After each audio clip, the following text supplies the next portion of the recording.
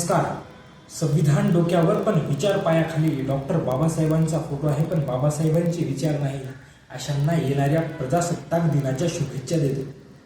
दिल्लीहून आदेश येते, गावकूस विसरली जाते. हेलिकॉप्टरवर नेते, खाली रयतेच्या चिखल भाग्यात. पोस्टरावर मोठी चेहरे, खाली जनता बुटकी झाली.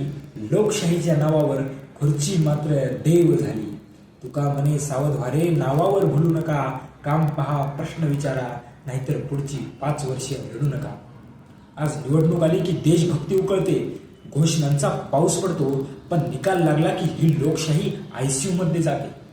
कारण आज भारतातील निवडणुका म्हणजे वरून असतं ते कीर्तन आणि आतून असतो तो तमाशा.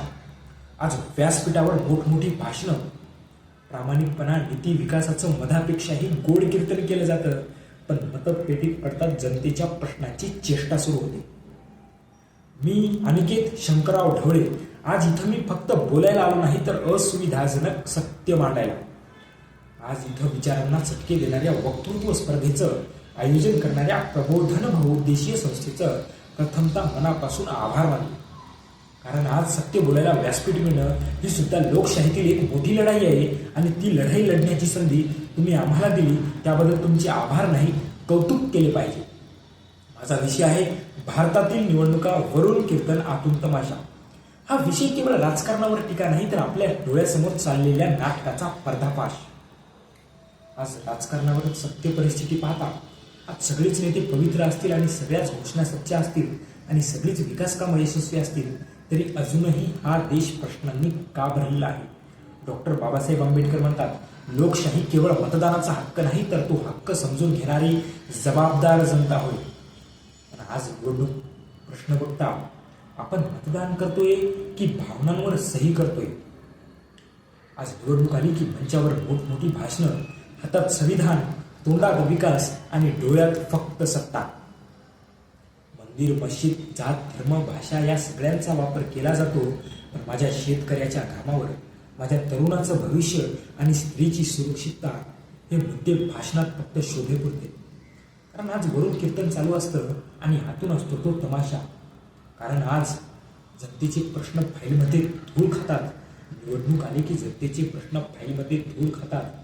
आश्वासनं विसरली जातात आणि सत्ता म्हणजे स्वतःच्या घरचा वारसा असल्यासारखं वागणं सुरू होतं. आज निवडणूक म्हणजे जनसेवा कमी, घोषणा मोठ्या. जनसेवा कमी, घोषणा मोठ्या आणि जनता फक्त आकड्यांमध्ये. आजच्या सत्य परिस्थितीवर राजकारणासाठी मला काही शब्द आठवतात. जाहीरनामा बोलतात, सगळं करतात, काहीच नाही.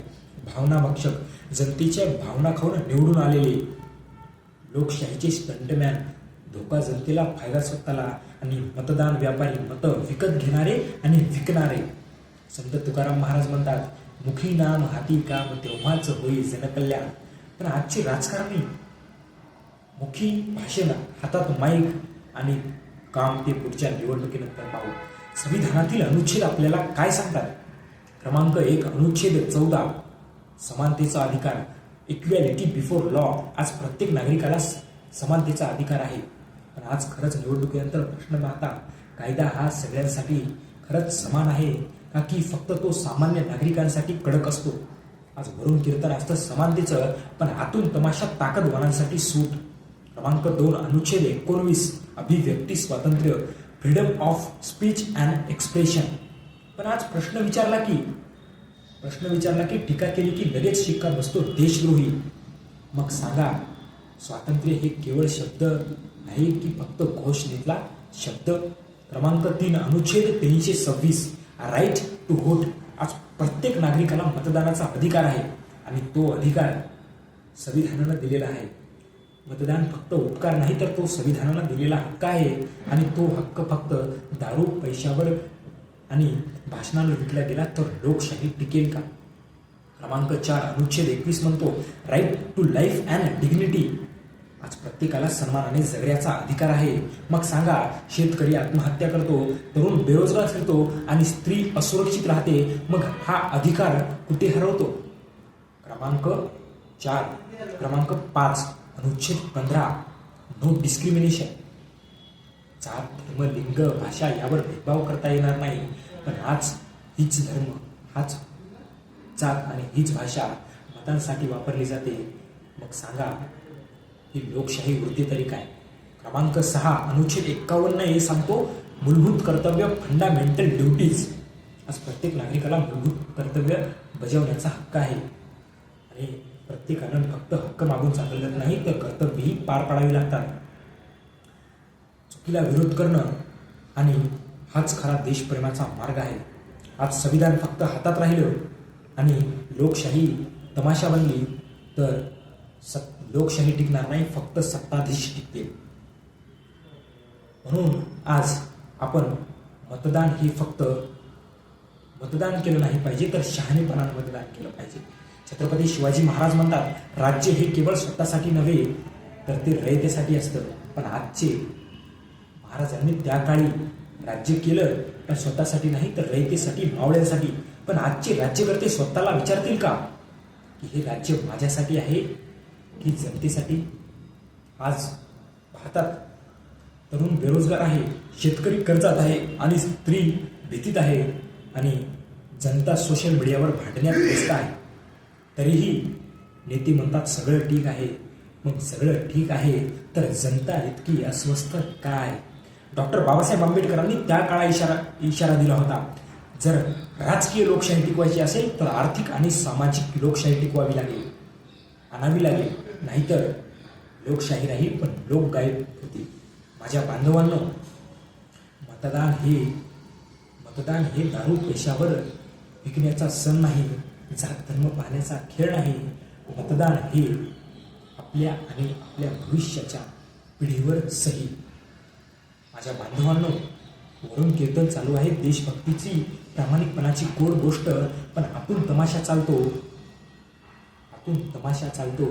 माझ्या तरुणाच्या भविष्यावर, माझ्या स्त्रीच्या आशेवर आणि शेतकऱ्याच्या कर्जावर.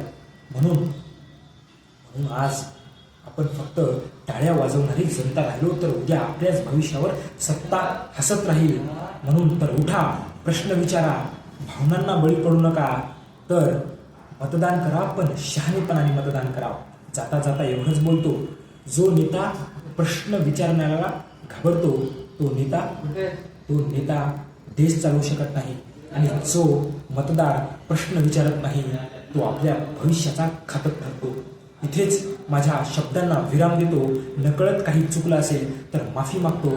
धन्यवाद. प्रेक्षक हो, तुम्हाला आमच्या स्पर्धकाचा व्हिडिओ नक्कीच आवडला असेल. आता या स्पर्धकाला जिंकवून देण्यासाठी तुम्ही सुद्धा मदत करू शकता. या स्पर्धकाचा व्हिडिओ लाईक करून, तसेच स्पर्धकाला प्रेरित करण्यासाठी त्या व्हिडिओवर कमेंट करून आणि हो जास्तीत जास्त लोकांपर्यंत हा व्हिडिओ शेअर करून. प्रबोधन बहुउद्देशीय संस्था ही महाराष्ट्रातील कानाकोपऱ्यात विविध सामाजिक आणि शैक्षणिक उपक्रम घेत असते. ही स्पर्धा सुद्धा या उपक्रमाचा एक भाग आहे आणि हो या परिवाराचा तुम्ही एक हिस्सा पण होऊ शकता. प्रबोधन मधील विविध उपक्रमांचे अपडेट मिळवण्यासाठी या चॅनलला नक्कीच सबस्क्राईब करा आणि हो हा व्हिडिओ शेवटपर्यंत पाहिल्याबद्दल आपल्या सर्वांचे मनपूर्वक आभार.